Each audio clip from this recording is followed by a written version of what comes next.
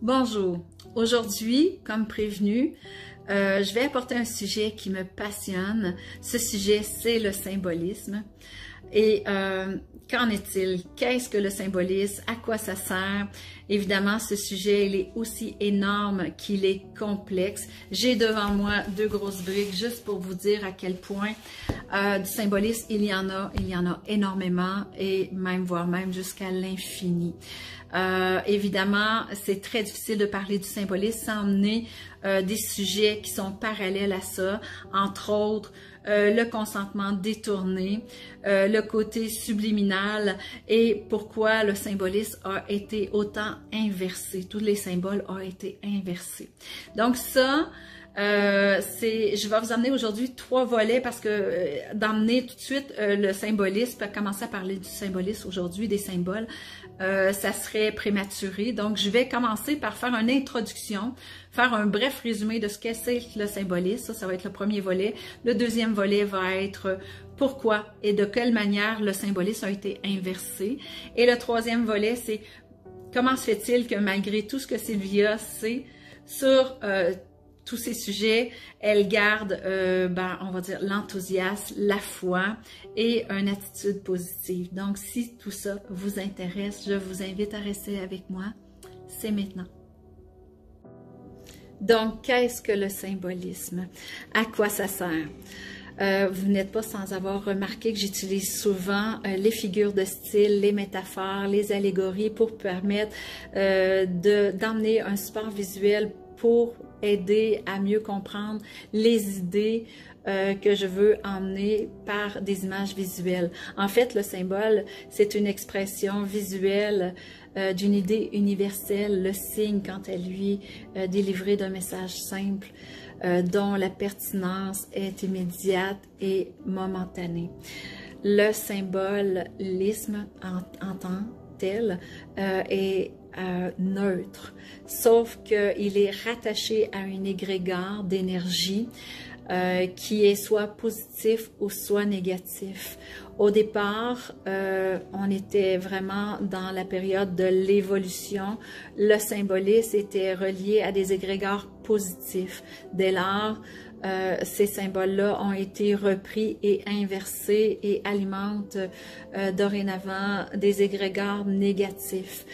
Quand je dis que c'est complexe, le symbolisme, parce que ça nourrit ces énergies-là et que au travers de ces symboles-là qui sont passés souvent de manière subliminale, ça veut dire qui est sous le seuil de la conscience, donc ça se passe au niveau de l'inconscient, du subconscient.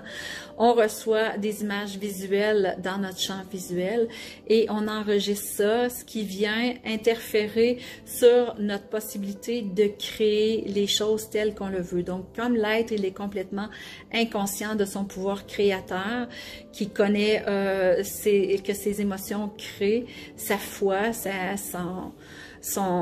tout l'enthousiasme qu'il met dans son cœur à croire en quelque chose sacré. Parce que pensez à la loi de l'attraction, tout comme les gens utilisent des tableaux de visualisation pour pouvoir acquérir une voiture, une maison ou la personne de leur rêve. Le symbolisme est utilisé aussi de la même manière. Donc, quand ça passe dans notre champ visuel inconsciemment, c'est comme si à quelque part des êtres venaient chercher notre consentement détourné par du symbolisme qui passe au niveau subliminal dans notre subconscient, et à ce moment-là, on prend pour acquis que cette chose-là existe et qu'elle est naturelle. C'est ce qu'on appelle aussi la programmation prédictive, comme j'ai déjà parlé dans une autre vidéo. Donc, à force de répétition, de voir toujours les mêmes symboles aussi, on va dire que le symbolisme est beaucoup utilisé dans le milieu artistique, dans les films, la publicité, et on le retrouve partout, même sur le bord des autoroutes, et les messages subliminaux peuvent passer même aussi dans la musique, mais là on parle aujourd'hui du symbolisme, donc des images. Donc souvent ces choses-là vont passer inaperçues au niveau de notre conscience, mais ça vient vraiment jouer sur notre perception de la vie et sur notre manière de créer notre réalité. Du coup, on crée quelque quelque chose qu'on ne veut pas du tout parce qu'on n'est pas conscient que ces symboles-là ont passé. Il faut savoir aussi qu'au niveau des dessins animés, il y a beaucoup d'images superposées une par-dessus l'autre. On n'appelle pas ça nécessairement du symbolisme, mais ce sont des images qui sont superposées les unes sur les autres, qui fait en sorte qu'on ne voit pas l'image en arrière, mais au niveau subliminal, elle vient impacter notre conscience et peut nous détourner de ce qu'on est censé vouloir faire ou vouloir créer. Ainsi, le symbolisme, c'est beaucoup plus important qu'on le pense. Beaucoup de symboles aujourd'hui sont utilisés de manière inversée.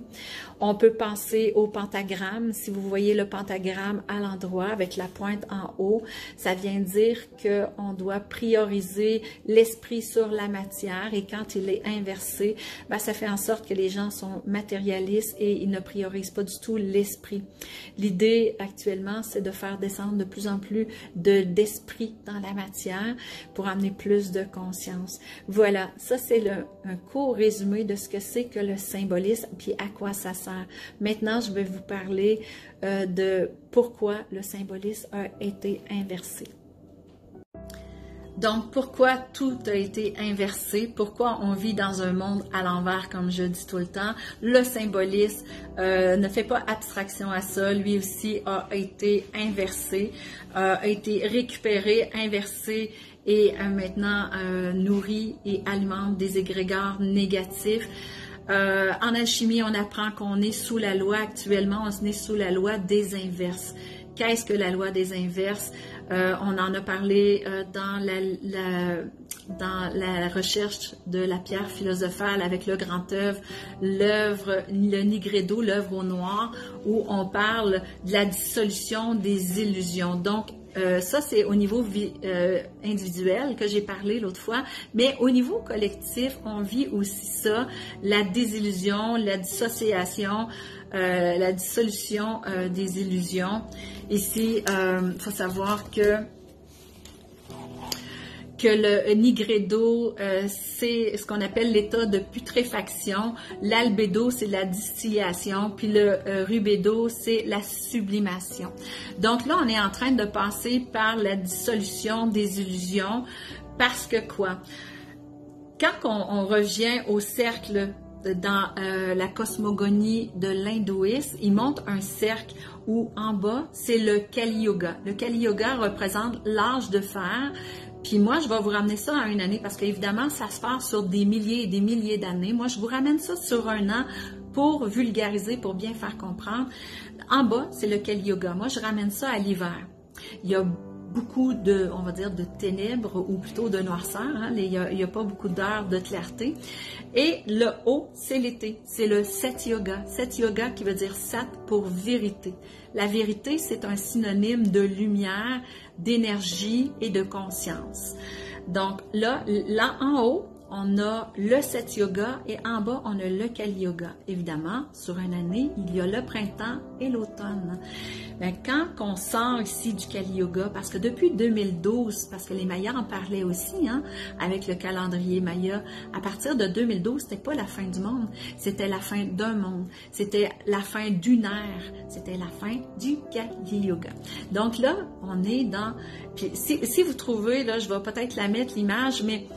si vous recherchez une image de la cosmogonie hindouiste, puis que vous écrivez Kali Yoga, Sat Yoga, vous allez voir que cette portion-là, que moi j'appelle le printemps, ça s'appelle l'ascending. Ça a un autre nom aussi, mais on va rester dans la vulgarisation pour bien faire comprendre. Ça s'appelle l'ascending.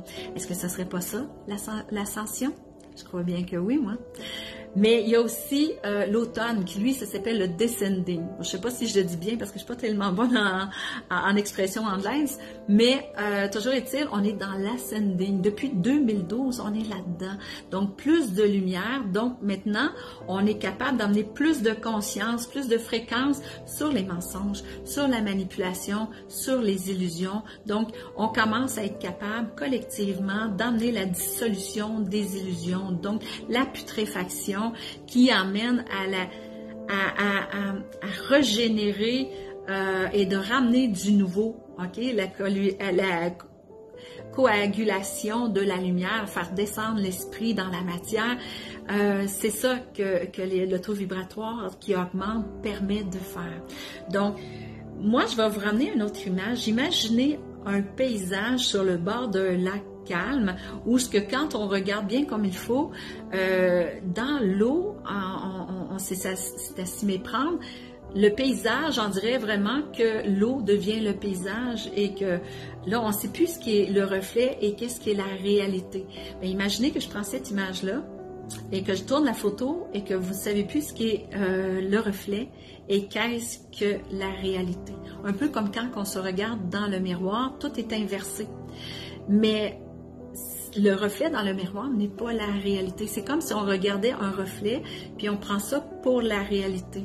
On pourrait penser à l'allégorie de la caverne de Platon, où ce que les gens qui sont enchaînés voient des ombrages sur le mur et pensent que ça, c'est la réalité. Celui qui leur emmène la réalité, ben, on le traite de fou, puis on dit que c'est pas vrai et tout ça. Donc, tout est inversé. On appelle ça aussi la grande Maya. La grande Maya, c'est la grande illusion. Donc, actuellement, on a sorti du Kali Yoga et on commence à voir la réalité de ce qu'on appelle l'ascending et qui s'en va vers le Sati Yoga. Donc, c'est pour ça que tout est inversé. On est dans la grande Maya, on est dans la loi des inverses, on est dans le reflet de la vraie image, de la vraie nature. Donc, c'est pour ça que le vivant n'est plus respecté et tout ça, parce qu'on est vraiment dans une illusion. Sachez que quand on connaît les principes du RIP, tout revient à l'endroit, les principes de polarité, on a les extrêmes, et là, le balancier s'en va vers un extrême qui est beaucoup plus favorable à l'humanité.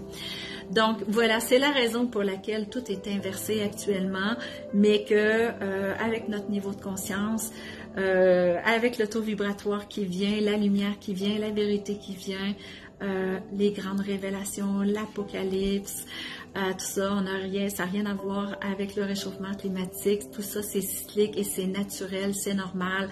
Ce n'est pas la création du CO2 de l'humain. Le CO2, c'est une autre paire de manches, c'est une autre paire de bras.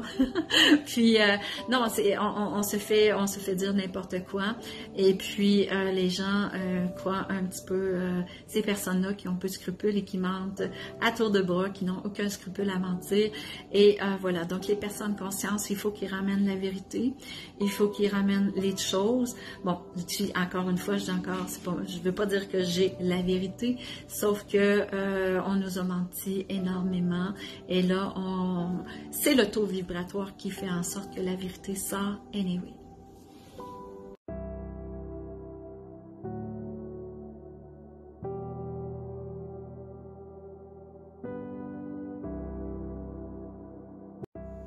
Donc, maintenant, j'arrive à mon dernier volet. Pourquoi Sylvia, malgré tout ce qu'elle sait, elle garde une attitude positive, la foi et l'enthousiasme face à l'avenir?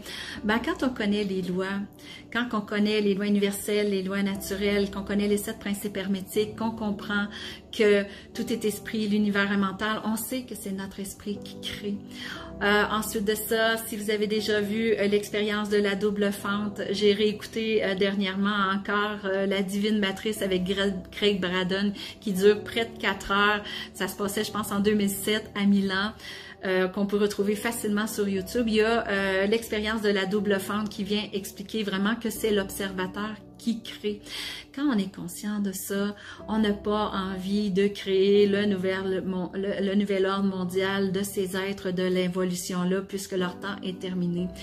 Évidemment, avec tout le changement qui s'en vient, avec toutes les belles fréquences qui descendent actuellement, l'homme de la 6e race racine, la nouvelle terre, tout ça, forcément, il faut que ça passe par un nouvel ordre mondial, sauf qu'on va créer notre nouvel ordre mondial parce que ces êtres-là ont tellement peur de ce qui s'en vient, qui se débattent comme des petits diables dans l'eau bénite, mais sauf que le nouvel ordre mondial, ça va être un nouvel ordre de conscience, d'intelligence, on va faire descendre l'esprit dans la matière. Ça s'appelle fixer le volatile en alchimie parce que on peut atteindre une certaine forme d'illumination hein, quand on prend conscience, mais la réalité de la vie nous ramène forcément des fois à retomber dans le négatif. Donc, cet bel état d'illumination-là n'est pas permanent encore actuellement. Donc, on vient faire descendre l'esprit dans la matière. Donc, on vient fixer le volatile pour qu'il reste permanent. Et c'est ça qu'on appelle la sublimation du grand œuvre de la recherche de la pierre philosophale. Ce n'est certainement pas en se concentrant sur le plan du nouvel ordre mondial, en décrivant chacune des étapes, puis faisant pareil comme si c'était déjà fait, qu'on va aider l'humanité à sortir de cette chose-là. Après ça, moi, je suis très consciente qu'on fabrique à chaque moment des nouvelles lignes de temps, à chaque décision qu'on prend, si on décide de nourrir les égrégores négatifs, ben on va devenir cet égrégore-là, on va vivre finalement cette ligne de temps-là qu'on a choisi de créer. Donc, on choisit toujours de créer en conscience les choses qu'on veut, puis quand on est dans l'inconscience, ces égrégores-là nous font subir et nous font créer ce que les autres veulent. Mais aussi, je suis aussi consciente que dans le libre arbitre, dans le fait de respecter le temps de chacun, les lignes de temps de chacun, on va dire le choix de l'âme de chacun. Certaines personnes, moi j'ai eu mes initiations très jeunes et j'en ai eu beaucoup et j'ai eu ce qu'on appelle l'écœurantite aiguë qui a permis de passer au nigredo et de faire la dissolution des illusions puis de me rendre compte que tout était faux. Je l'ai vécu très fortement la nuit noire de l'âme, mais c'est il y a une quinzaine d'années et aujourd'hui, c'est sûr que je suis plus en mesure de voir d'une manière objective et rationnelle cette fausse réalité-là, cette illusion-là, hein, cette grande maille-là qu'on veut nous faire créer et maintenir en place le plus longtemps possible parce que moi, je sais qu'on s'en va vers autre chose et ma ligne de temps, je la crée de manière consciente. Donc, ceci étant dit, c'est la raison pour laquelle je reste positive parce que je suis consciente que c'est mon esprit qui crée. C'est l'observateur, c'est moi l'observatrice qui crée. Je suis un être créateur et je crée ce que je veux et je veux pas me concentrer sur leur plan à eux. Il y avait cette grande dame, et elle existe encore aujourd'hui, Madame Guylaine Langto, que j'admire énormément. Je vais l'appeler par respect Guy Langto parce que ou plutôt Dies Guy Langto parce que cette femme-là, elle a tout compris et ça, il y a longtemps, hein, je pense que c'est il y a environ 10 ans, elle avait fait une grande vidéo qui s'appelait « Mouton noir, dépêche-toi d'évoluer parce que c'est maintenant ». Et c'est, il faut savoir que c'est avec notre conscience qu'on va créer. Donc, notre timeline, on l'a choisi. Est-ce qu'on veut que ça se passe le plus facilement possible et le plus harmonieusement possible et le plus vite possible? C'est nous qui décidons. Sur ce, c'est la fin de ma vidéo. J'espère que vous avez apprécié, que vous avez aimé. Évidemment, j'ai toutes mes briques à côté de moi. Je reviens encore avec l'alchimie puis le symbolisme parce qu'il y a encore tant à dire.